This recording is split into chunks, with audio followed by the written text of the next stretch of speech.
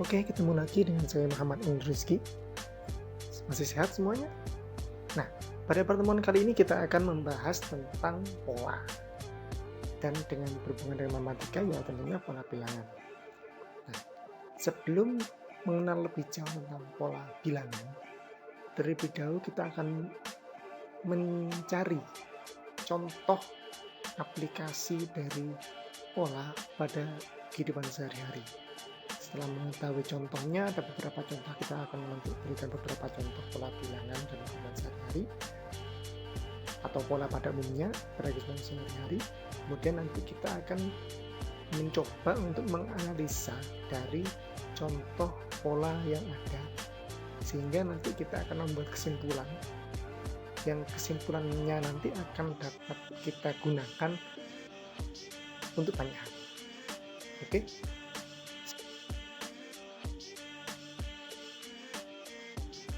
Itu terbentuk ketika gambar, bentuk, benda, dan lain-lain tersusun dalam suatu urutan tertentu dan mengalami perulangan.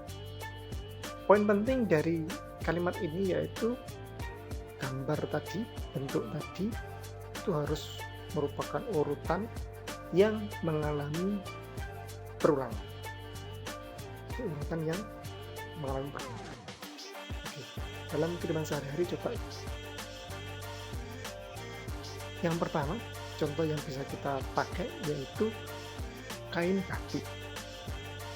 Banyak kain, terutama kain batik, itu motifnya menggunakan pola yang berulang.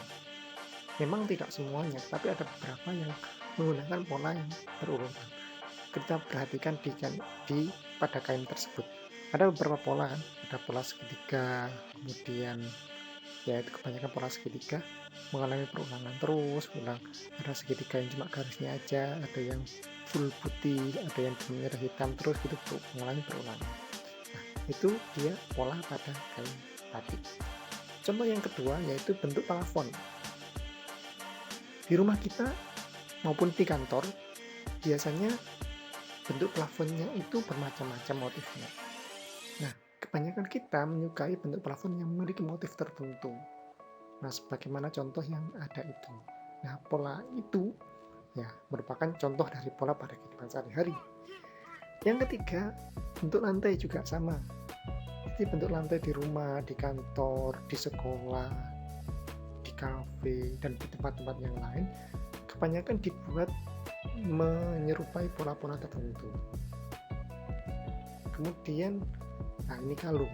Pada kalung biasanya susunan batu pada kalung itu mempunyai pola-pola tertentu. Di situ ada pola, ada batu besar, ada batu kecil. Dari antara batu itu ada penyekatnya. Dan di antara dua batu besar itu selalu dipisahkan oleh tiga batu kecil.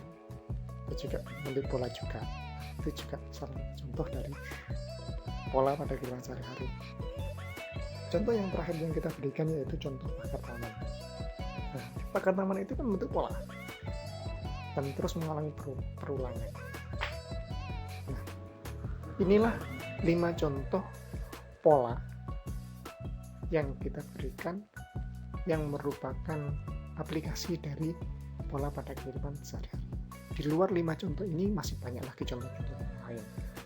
Ini yang contoh yang sangat mudah terlihat di sekitar kita.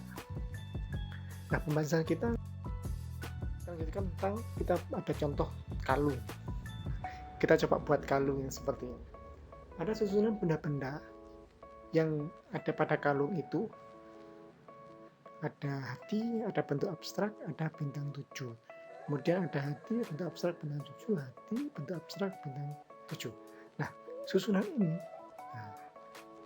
kan teratur, susunannya tertentu dan mengalami perulangan. Perulangannya seperti apa? Itu pada susunan huruf. Kita punya susunan huruf A, O, A, E, A, O. Coba perhatikan susunan itu. Nah, pada susunan itu terjadi urutan. Setelah A U, setelah A, U, setelah U, A, setelah A, U, setelah U, A, dan seterusnya. Nah, yang perlu kita perhatikan itu ada polanya juga. Sehingga dari bentuk ini ada pertanyaan yang dapat kita munculkan. Nah, pertanyaan pertama, huruf apakah yang ada pada kotak selanjutnya? Huruf terakhir yang ada pada kotak-kotak itu adalah huruf U. Maka kita tahu bahwa huruf selanjutnya yaitu A. Setelah A, U.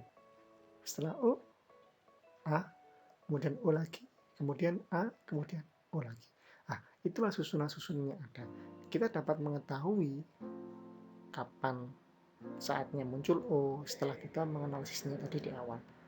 Nah, kemudian kalau bentuk susunan ini kita modifikasi, kita berikan bilangan pada setiap kotak pada huruf-huruf itu. Yang pertama adalah huruf A, yang kedua huruf O, yang ketiga huruf A, yang keempat huruf O, yang kelima huruf A, dan seterusnya. Nah, berdasarkan modifikasi ini kita bisa menentukan atau membuat pertanyaan lagi yang berbeda dengan yang pertama tadi. Nah,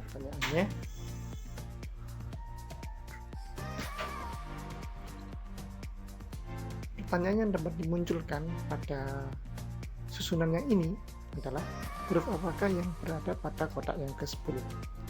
Tentunya pada kotak yang ke-10 kita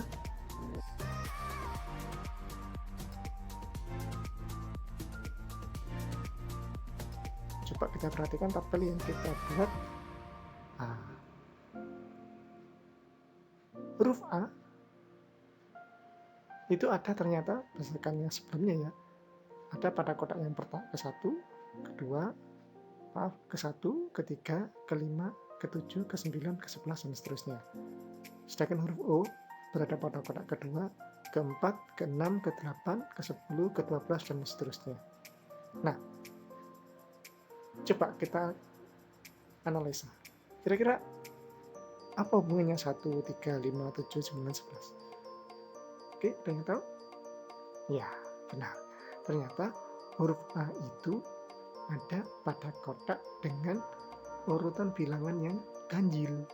Sedangkan O berada pada kotak dengan urutan bilangan yang genap. Nah, kesimpulan itu tentu akan membuat kita tentunya dengan kesimpulan yang kita dapat dari analisis tadi itu akan memudahkan kita untuk mengetahui huruf apa yang berada pada kotak yang ke-25. Sehingga pada kotak ke-25, kan 25 adalah bilangan ganjil, maka hurufnya adalah huruf A. Demikian juga untuk huruf yang ke-101 juga huruf A. Pada huruf yang ke-20.246 adalah huruf U. Nah, dengan mengetahui karakteristik yang ada pada setiap pola itu, kita akan bisa menentukan pola-pola berikutnya yang seperti apa. Sehingga berdasarkan susunan ini, setelah kita analisa, kesimpulannya adalah huruf A akan ada pada kotak dengan urutannya bilangan ganjil, sedangkan huruf O ada pada kotak dengan urutan bilangan genap.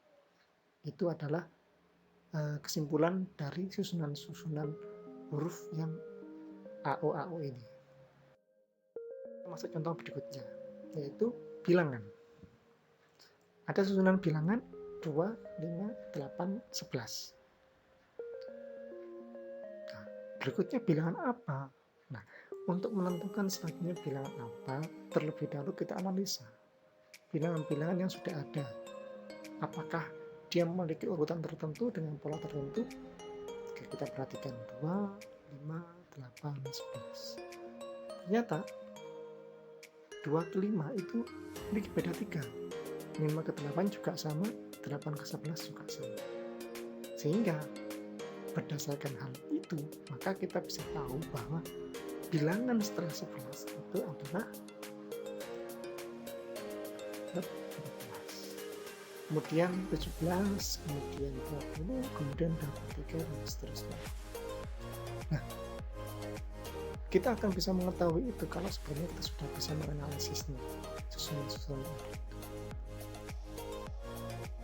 Contoh bilangan yang berikutnya, yaitu bilangan ada 52, 47, 42, 37. Nah, setelah 37 bilangan apa?